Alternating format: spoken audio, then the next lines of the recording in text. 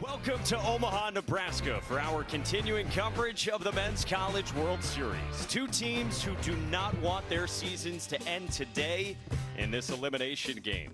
Texas A&M already fended off elimination Sunday by downing the horns of Texas, and Notre Dame playing only its second elimination game of the NCAA tournament. 10 pitches to every batter. Pulled to left and struck well back to the corner, and that one hops off the wall. Austin Bo speeds to second with a leadoff double. In the postseason, waiting on the 8th pitch from Simon. Strike 3 called. Wow, Troy Klotch does not like it at all. When he had some words for Scott Klein, of course, they will have this conversation moving forward. He is not happy about it all. First glance for me, I certainly thought the ball was off the outside edge. You know, every umpire is a little bit different. Scott Klein is known for a what I call a typical strike zone in college ball, which is about a ball off, a ball up, a ball down. Look where this pitch is. I mean, it is on the white and a 3-2 count with 2 guys on. That is really tough to handle if you're trying. Uh-oh, got him. Runner goes, they throw to third, and they tag out Bose. Back to first, and they nearly got Targac too. He takes off for second and is in safely. So Liam Work out. It never looks good. Slider strikes out Minnick, and Liam Simon is fired up. So are the Irish. He's fully rested for his next one. I thought that was an interesting line of thinking as well. 3-2, and Ziska strikes out. First K for Nathan Detmer, and there's 2 gone in the second. Yeah, both of our pitchers pitching backwards. Good stuff the other night. 2-2, swing and a miss. How good does Nathan Detmer look early on? He has 2 zeros up and back-to-back Ks to close off a 1-2. Calm to the storm when Kalai got hurt. Yeah, that is valuable to be able to move him over. Wow, so Liam Simon called for a bark, and that'll move up Jordan Thompson. Yeah, the front foot's got to gain some ground, right, Ben? I mean, this was a, if you watch him, it was like, you see what Scott Klein has to say here to link Jarrett, but I think that's the call. Yeah, his feet, he's telling him. he tried the old jump move, but he never got his feet squared around. Hard to get away with it with a 4-man crew. Kaler pops this one up onto the fringe of the outfield grass, and now drifting. Oh, wow. And it drops down around Miller. Thompson to third, Kaler to second, and he's safe. The wind is blowing differently today than it has the first 4 days here in Omaha. Yeah, I mean, the wind's blowing out, what, 5 to 10, but like this is one where I know the slider that he has, and opponents only got 2 base hits on that slider, and I don't know if that's the reason why they keep going to it, because it's been so good for him all year long. But for me, the fastball is elite, especially when entire postseason. You saw he's been doing it in jams too, and he gets Dylan Rock to ground one fair to third. Brannigan goes to first. Putz can't dig it. Thompson and Kaler score, and they will stop Werner at third. The Aggies have the first 2 this afternoon.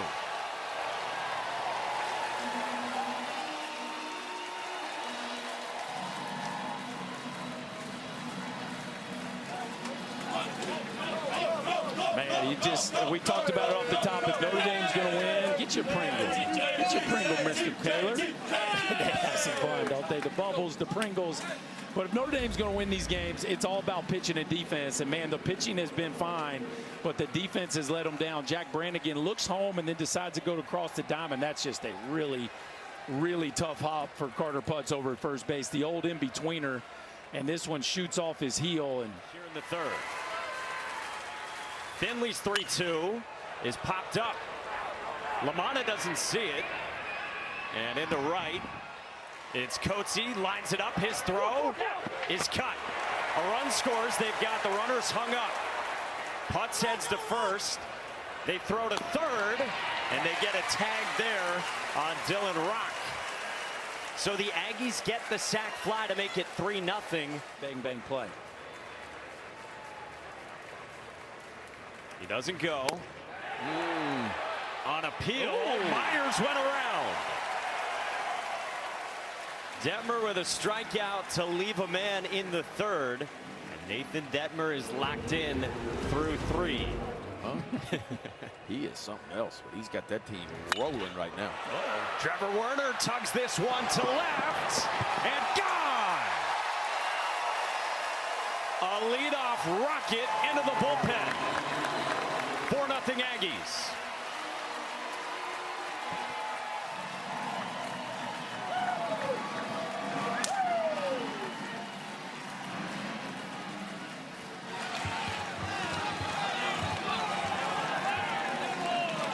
Talk about some real juice. How about 106.6 off the bat from Trevor Werner, and that Pringles tastes a little bit better. Spring, his average exit velo was at or over 100 miles an hour. Brooks Coates on the run, dives it, can't get there. Jack Moss sends it to the wall, and he follows the home run with a double. Can't leave one there to Jack Moss. I mean, that's simple for a left-hander. Just go drop the head on it. Early in the ball game, right? Because you know eventually they're going to start banging. And now Dave LaMotta with a pass ball that advances Jack Moss to third. I mean, you're talking about a team that scored 8 runs on Oklahoma's best arms, like game 1. 2-1. Pulled to left, and that drops down a hit, and it adds another for A&M. They've been waiting on Dylan Rock, and he supplies a 5th run.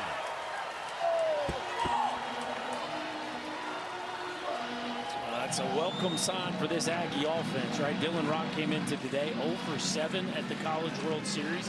Jack Moss was... Notre Dame will pinch hit here for Jack Ziska.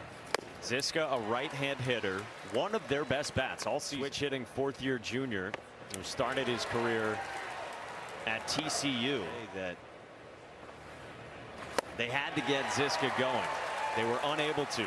Jouer couldn't do anything against Detmer, and now there's 2 down, and Nathan Detmer is trying to get through 7. Accumulated this year, the struggles he's been through his last 7 starts. On the ground is short at Cole Kaler, who goes the short way for the force on Miller, and look at that from Nathan Detmer. 7 shutout with the Aggie backs against the wall here in Omaha.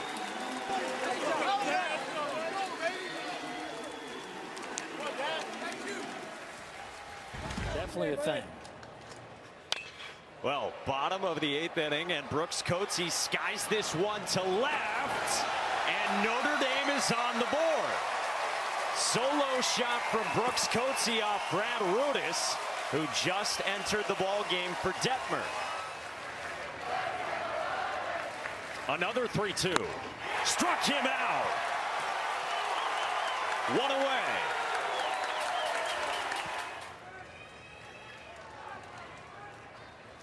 Menifee's 2-0. On the ground to third. Werner to the bag for 1. That's 2. Menifee fired up. Gets A&M off the field in the 8th. Wow. Speaking of the air going out of the balloon, my goodness, the Irish look like they're poised to make this one a barn burner. And the Aggie defense steps up when they need them the most. A bullet from Werner. And you better believe the Aggies are all fired up. Catchers in America, no doubt about it. Oh, they've got him picked off. Kaler runs it. Brannigan. Menifee dives and got him. 1 away. Wow. Can't happen. Just cannot happen.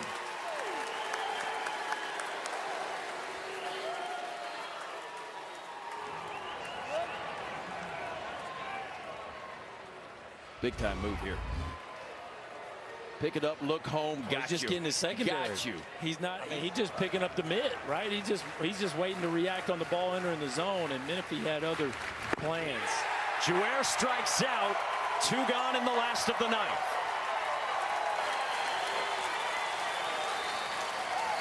5 or 6 innings of the ball game, that was a strike almost every time.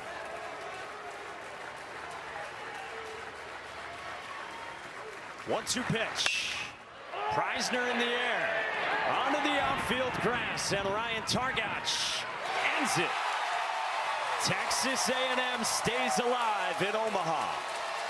Yeah, you know, typical Texas A&M offense, right? It's a complete effort. 8 of the 9 in that lineup get a base hit. You get an outstanding performance on the mound from Nathan Dettner. He goes 7, didn't get up a run, punches out 6. You know, for Notre Dame, 0 for 7, runners in scoring position. That hurt him a little bit, and some mental and physical mistakes cost him as well. Yeah, this time of year, you just don't have a lot of margin, right? Notre Dame did not play their best brand of ball, but the Aggies take advantage. They live to fight another day, but today was all about Nathan Dettner. Congratulations. What a performance. For Chris Burke, Ben McDonald, Danny Wexman, our entire crew, Mike Monaco saying so long, it's PTI time.